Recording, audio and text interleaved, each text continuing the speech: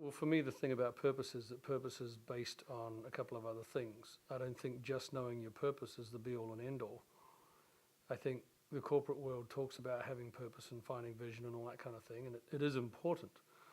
But the challenge is that I think a lot of people feel frustrated because if they're told just find your purpose and get a vision and go after it, and yet they lack some infrastructure on the inside of who they are, then they feel like they're failing yet again because they've been told to find purpose and they still can't seem to find it.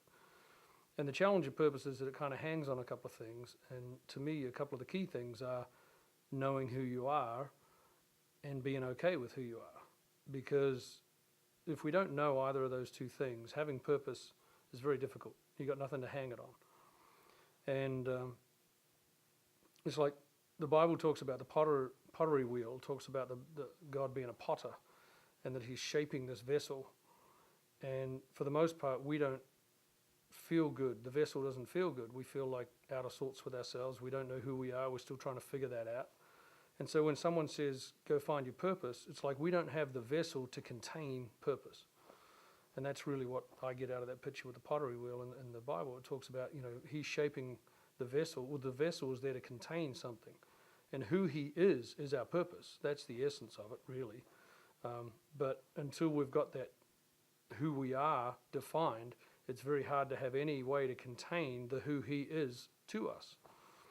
I was thinking about the way that that people treat each other, and I think that relates to the way that purpose is lived out. Purpose is not, I think we've got purpose a little confused sometimes. This is my thoughts, obviously, but I think sometimes purpose can be caught up in this whole idea that it's just what I'm going to do with my life.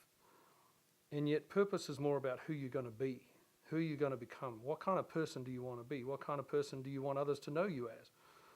If we know who we are and we feel comfortable with who we are, then the idea of having a vision and pursuing it and doing something with our lives is a lot easier, because going forward we don't feel like we're conflicting. You can hear someone say go find your purpose and grab hold of purpose and get a vision, and yet you can have visions one after the other, and you can write down what do they call them, mission statements and vision plans and all this kind of thing.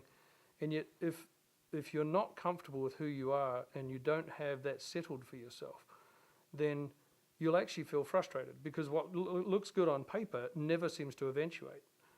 And it can be something stirring on the inside of you, but the actual thing that's restricting it from happening is the frailty of how you feel about yourself.